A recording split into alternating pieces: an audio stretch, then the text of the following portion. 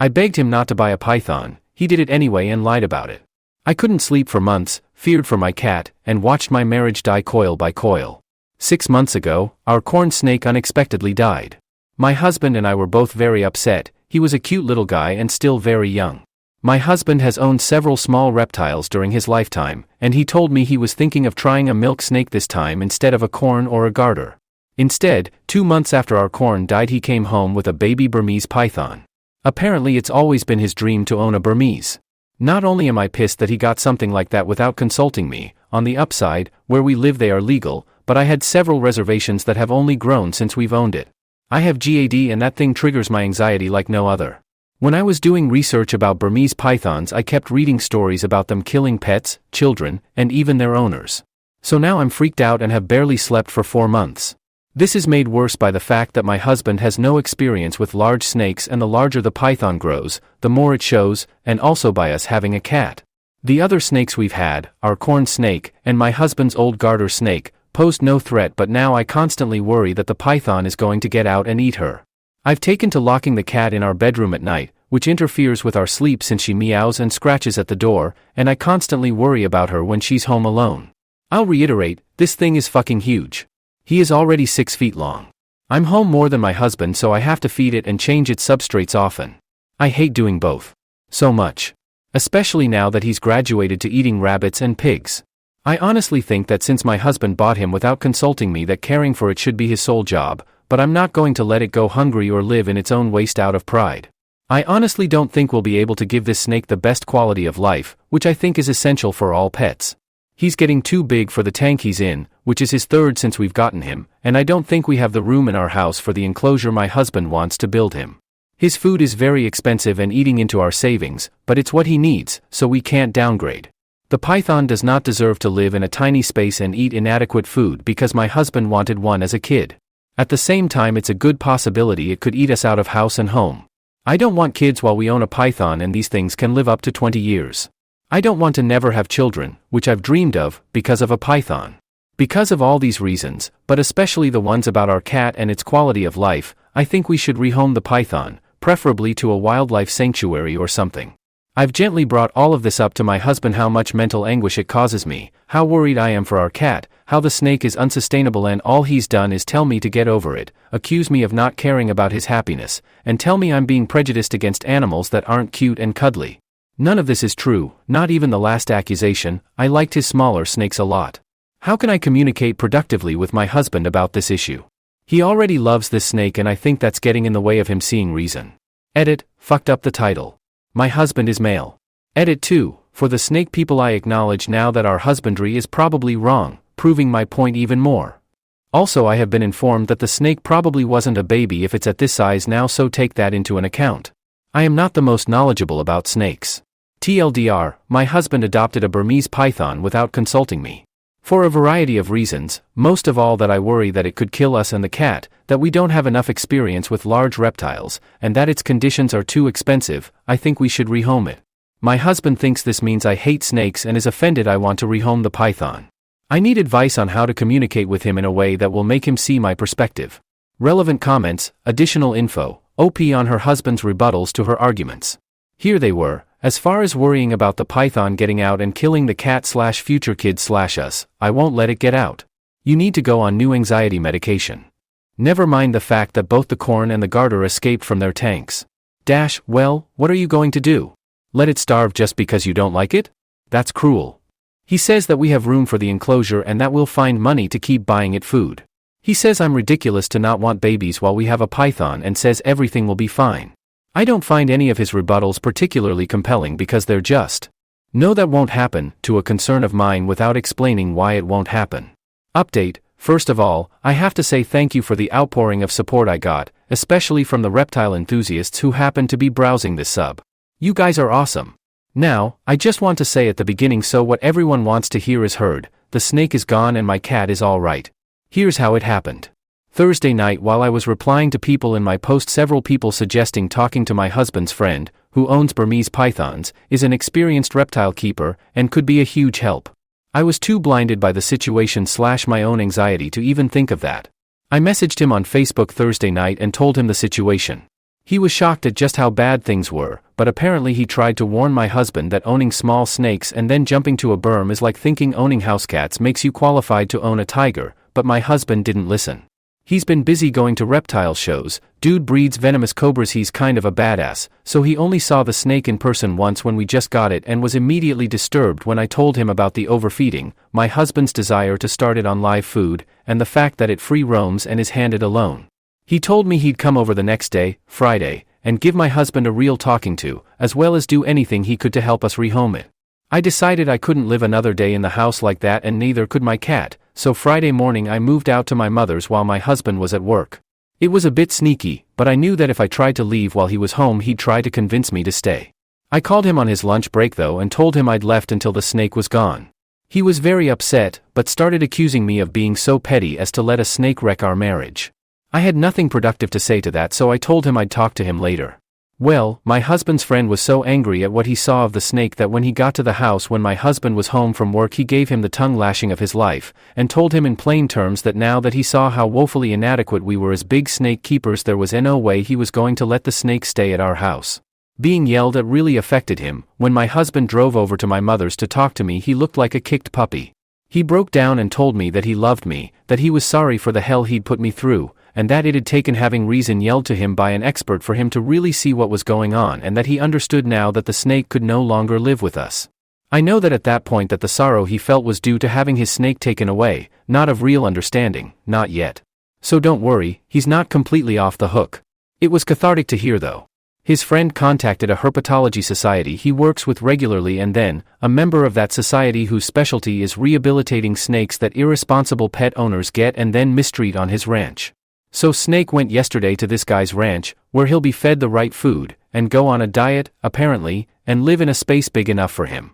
My husband and I have talked a lot about this, and he acknowledged that his fervent desire to fulfill his childhood dream made him careless and selfish, that he wasn't trying to be malicious towards me, but he just wanted the snake so badly he'd do and say anything to keep it. It still seems like, though, that he hasn't learned, which I'm not expecting this early but is still a mite disappointing. He talked yesterday about getting a ball python and I put my foot down. I don't think we should get another snake for a long time. On Sunday I sat him down and asked him to tell me the truth of how he got the python, because walking into a pet shop for a milk snake and just finding a Burmese was sounding more and more implausible the more I thought about it. He admitted that he arranged to get one with a breeder online while he was telling me he wanted a little snake, meaning he was actively lying to me. This breeder is also a state away, meaning my husband participated in something illegal when he met up with him to get it, since transporting Burmese pythons across state lines is against the Lacey Act.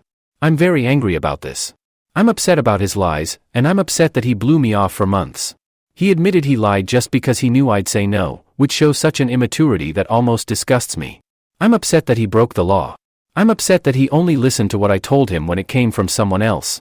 Apparently he's been having a quarter-life crisis that he didn't tell me about, because he feels that he should have accomplished more with his life at 26, he never went to college. I feel sympathy for him with that. But that's no excuse to treat me badly. I moved back home with Kitty last night, but our marriage is in severe jeopardy right now due to the lying and the lack of respect my husband has shown me. But I made vows to stick with him and I don't take those lightly. We're going to be getting counseling, which I hope will make him really see what was wrong with what he did, rather than a knee-jerk response to being in trouble, so to speak, and will strengthen us. If not, well, I'll have to consider my options. P.S. People were saying in the other post that we were actually feeding the snake guinea pigs and that I was lying to make the snake look bad. Well, I was fudging the truth, but not the way. We were feeding it dead piglets. My husband's cousin owns a working ranch with several pigs, and my husband was buying them from him for a pretty penny. I didn't want to say because I thought people would focus on the snake eating baby animals and start calling for its blood instead of offering me advice. TLDR, I went to my mother's with my cat and my husband's reptile keeper friend caused him to see reason. The snake is gone, and I'm back with my very happy and healthy kitty. However, our marriage was severely hurt by this whole thing, and we're going to be getting counseling. Update 2, hi, I'm back. The snake is still gone, but I guess I'm coming back out of desperation. People messaged me wanting to know how I was doing anyway. On the surface, therapy has been going well. My husband has been doing everything right. He's been contrite, open-minded, and treats me like a princess at all times. I can tell at home that he's making a conscious effort to listen to my opinions and thoughts, and incorporate our therapist's suggestions into our lives. I feel like the hugest bitch saying this, but I don't think it's enough. Over these past weeks I've had to come to terms with the fact that something about how I view my husband has fundamentally changed. And finally, after extensive soul-searching a few days ago, I realized what it was. I have no respect for his intelligence anymore, after all this. That is very, very important to me, and now it's just gone and I don't know how it can come back without him getting a personality overhaul. It's killed my physical attraction to him. I normally have a high libido and prior to all this we made love 4 to 5 times a week. Now, since all this went down we've been intimate 3 times. To be fair, while Snake was here we were down to 2 to 3 times a week, but it was still more frequent than this. Despite all the changes he's making he's still himself and I don't think I can like who I know him to be now. He's still his goofy, absent-minded self who needs me to balance the checkbook and pack his lunch. I can't respect that anymore. I don't want to be his mom or a naggy sitcom wife. I used to love doing these things for him. Throughout our relationship I've taken care of him, patched him up, and helped him solve his problems. I always saw it as the ultimate expression of love. Now I'm just sick of it. He can tell something's still wrong. He's irritated about my lack of forgiveness and lack of a sex drive lately when he's objectively doing all the right things. But his lack of understanding towards my apprehension makes my feelings even more pronounced. I realized the other day that I love him dearly as a friend. I've known him since I was 9 years old but no longer as a husband. That devastates me. I can't believe I'm thinking divorce after less than a year of marriage. I feel like such a failure. I haven't broached these feelings in therapy yet, because they crystallized only a few days ago. But I don't know how to start because I know saying them will mean my marriage will be over. I have talked to my mom and friends about this, and they all tell me to wait longer, to stick it out, because I made vows. But I feel like I found out something fundamental about my husband that I wish I never had, and that nothing can be the same now. TLDR, I think I'm going to have to divorce my husband and it's killing me inside. New update, 9 years later. 10 years ago, I posted on our /relationships about being scared of my ex-husband's giant snake. Here is an update. One of my friends sent me this link saying, I think you wrote these posts. And reading them, yeah I did. A lot of people seem to be wondering what happened to me, so I logged into this account for the first time in 10 years to give one final update about what happened. I'm posting here because I'm not quite sure where to post. I feel like our /relationships isn't really a thing anymore. Basically, my ex-husband brought home a Burmese python after telling me he wanted a milk snake. I was really scared of it and anxious and he was dismissive of my worries. I ended up getting the snake shipped off to a reptile ranch, but it absolutely shook my trust in my ex because he was lying to me. It also made me realize he relied on me to do everything for him like a second mother and that I hated that. I really tried to work through the feelings I posted in the second update, but after 3 months, we separated. It's totally okay if you judge me for this because I judge myself. After being separated for half a year, we ended up having sex.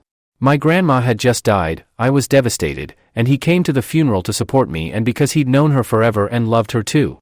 We went home together after the family lunch and we ended up having comfort sex. Neither of us wanted kids at that point, but my IUD had slipped into my cervix at some point before this and I ended up getting pregnant. Both of us were unsure about introducing a kid into our relationship, but decided to get back together and make another effort. I had always wanted to be a mom, and didn't want to abort. We found out pretty early into the pregnancy that it was actually a molar pregnancy. Meaning that instead of a normal fetus, I was pregnant with a tumor.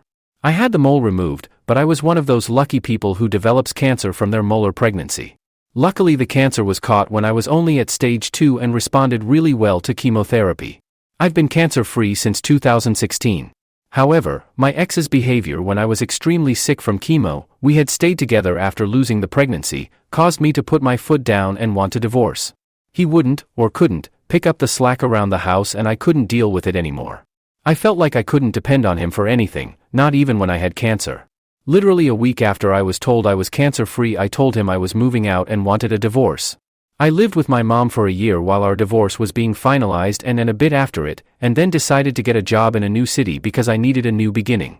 I also decided to fulfill a dream of mine I'd been mulling over for a while and went back to college to get my BSN in 2017. I graduated in 2019 because I was in an accelerated program for people who already have another degree, and I now work as a neonatal nurse. The job can be really wearing and difficult, but it's so amazing watching tiny and sick babies grow and thrive and eventually leave. I feel like I found my calling. I also met a guy in my class when I went back to school. We were just friends for 2 years, because I didn't feel ready to date, and then in 2019 we started dating. That guy is now my husband. We got married in 2022. My current husband is the most amazing man and partner I could have ever asked for. I can fully lean on him, and him on me. And I don't have to ask him to please pick his socks up off of the floor. He even does most of the cooking because I hate cooking. Due to my cancer treatment, I went into premature ovarian failure, so we are going to start IVF in the new year with eggs I had frozen before my chemo began. We also want to adopt and or foster at some point and have been looking into that as well. I know for sure my husband is going to be a wonderful support for me and an amazing father. At the time of my divorce I had no confidence my ex would be either of those things. I don't want to just bash my ex though. He is doing much better since we got divorced. A month after I left for good, he attempted suicide and was put on a 72-hour hold at the hospital. He took their advice to follow up with a psychiatrist seriously, and was diagnosed with ADHD. It explains so much about how he was when we were together. A little later on, he was also diagnosed with autism. I don't speak to my ex because it's too painful for both of us, but my mom is still close to his mom and has given me some updates. He's taking medication that's really helped his ADHD, and was able to go to trade school. He has a much better job now and has been in a steady relationship. I wish him all of the best. I look back on my old posts and all I can do is shake my head. I was putting up with so much I would never put up with now. I was so grown up because I was 24 and married, but clearly I still had maturing to do. Part of me feels sad for my ex too, because he was struggling for so long and I was writing him off as unhelpful. However, even though he had a medical reason for being inconsiderate, I still had to do what's best for me, and I was at my breaking point. Considering his success, I think we're better off without each other. Oh, and I still talk to my ex's friend the cobra breeder from time to time. Bucatini the Burmese python is still doing great in his new home. TLDR, I decided to finally leave after my ex was no help when I got pregnant with cancer.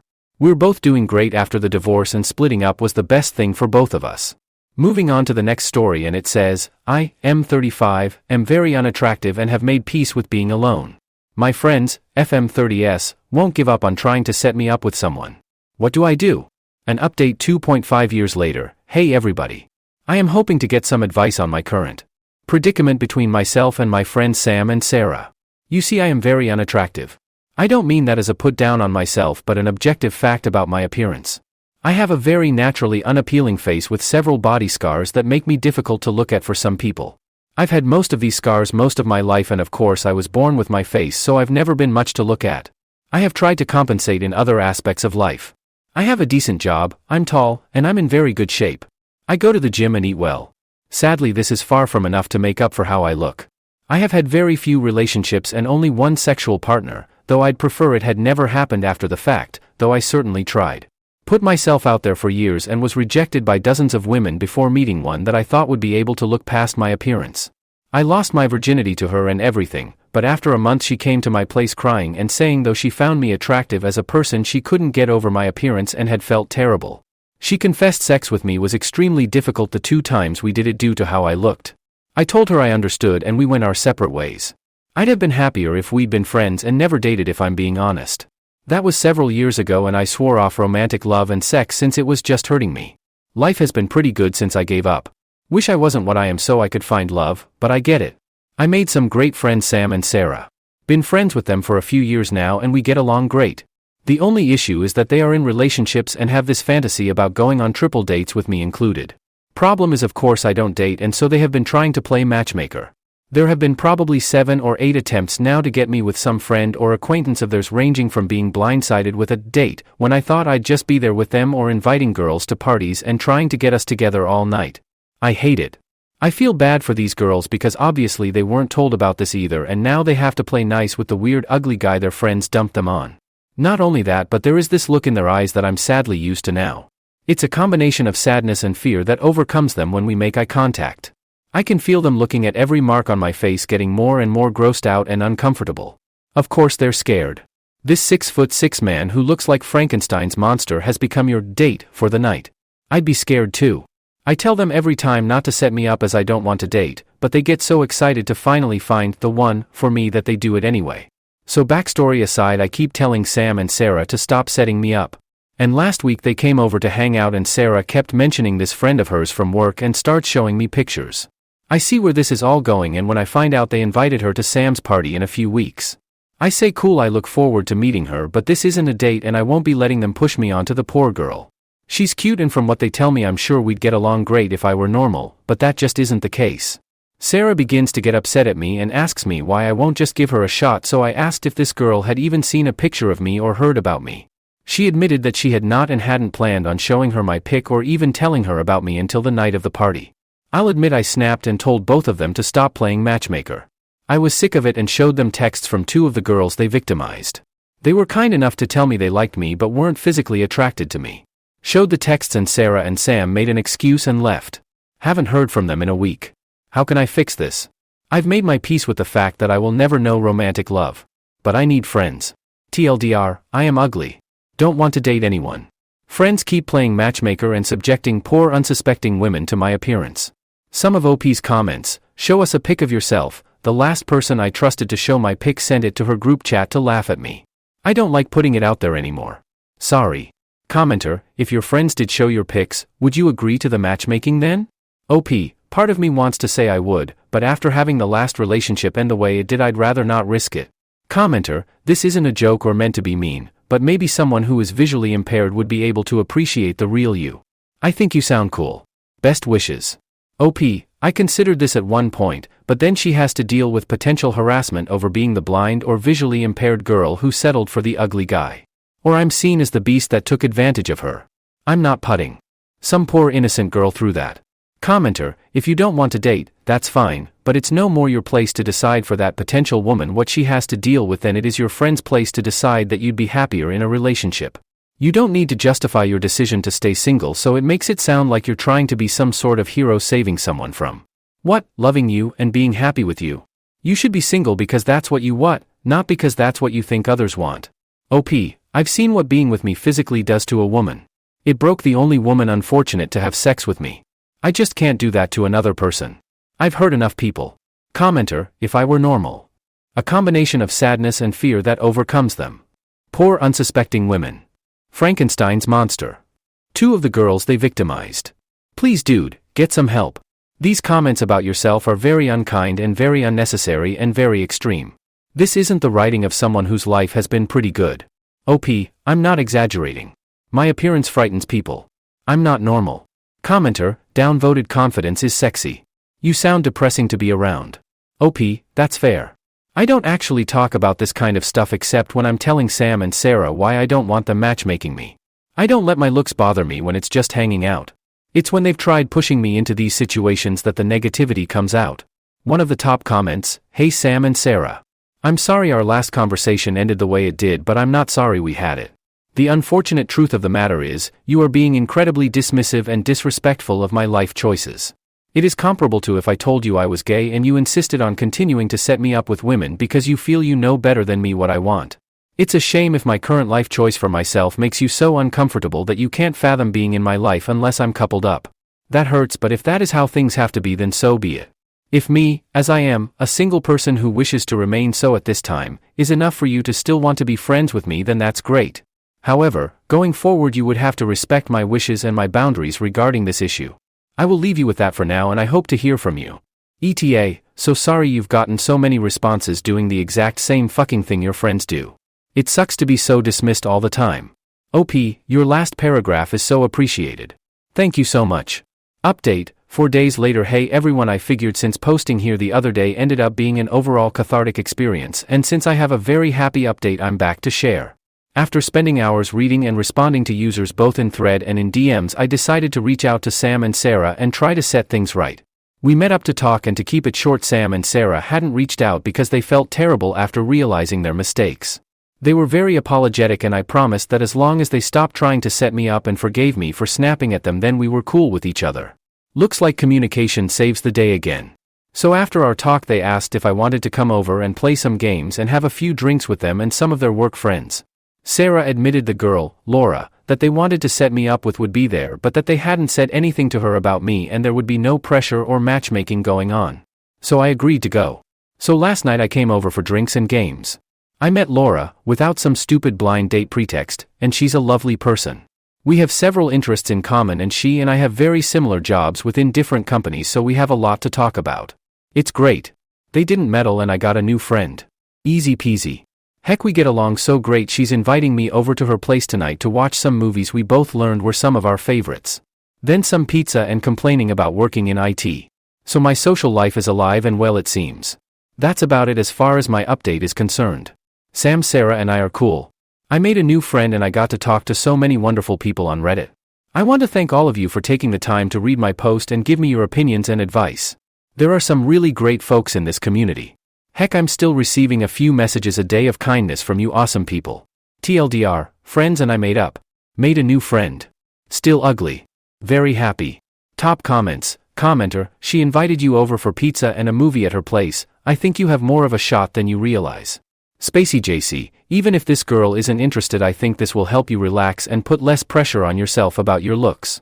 Maybe you aren't the most attractive guy, but you seem like an interesting, intelligent person, so just be happy with yourself for your good qualities. Commenter, I just want to throw it out there. I don't know what you look like and also could not really care less because I've met some ugly people in my life, and I am 300 pounds, just don't knock yourself down a few notches. I don't give a shit what you look like, you've got a good job, you're safe around women, you're in shape and care about your well-being. You maintain communication and friendships, you have boundaries and realistic expectations, you're respectful. The way you look is the least interesting part of you. Somebody is out there for you, and will also recognize that your face is the last interesting part of you. New update, 2.5 years later it appears all of my posts are being removed. I'm so sorry. I don't know how to fix this. A few years ago I came to Reddit to ask about an issue I was having with my friends trying to set me up on blind dates. I have linked those posts above for context. I am physically very unattractive due to various circumstances in my life leaving me scarred, which causes issues in blind dating, as you might guess. I then updated it after we had resolved the issue. The woman they were going to try and set me up with before our argument, Laura, ended up being really cool, and without the pressure of it being a blind date and just us hanging out with a larger group, we clicked and were fast friends. We hung out the night after at her place to watch movies and eat pizza. It was great. We started hanging out more and more as time went on, and eventually she asked me out. I was terrified initially but decided to go for it. She's not bothered by my scars. She looks at me with kindness and warmth that is indescribably wonderful to me. Laura and I are still together. We got a place together not too long ago and I intend to propose to her early next year. Sam, Sarah, and I are all still great friends. We now go on those triple dates they always wanted. We even did our first Friendsgiving with them, their SOs, and the kids. Laura loves getting to cook for a house full of guests, and we intend to try and host more group meals now that we have a place with space for it. It wasn't easy, but with a growing support network in Laura and my friends, I was able to finally get some more help for my mental health to work on my insecurities and trauma. Been going for over a year now and progress is slow but steady. Laura has been my rock. I love her more than I ever hated myself, so it's been easier than I expected to keep going to therapy appointments. So that's about it. I was in a very dark place and some kindness from internet strangers helped me through a rough patch, so I wanted to repay them by at least posted an update. Even if most of those people have since moved on.